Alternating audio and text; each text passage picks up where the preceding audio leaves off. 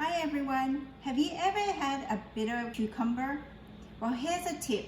All you have to do is cut the ends off, roughly like half an inch, and you do this.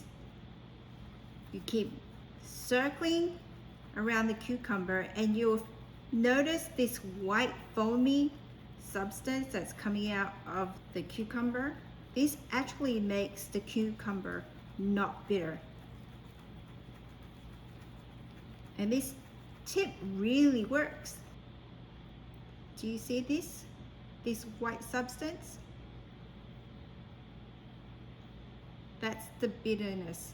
So what you do is you just wash it and just do the same on the other side, half an inch off, see? And then you just twirl it. Keep doing this for about maybe 3-4 seconds. And there you go.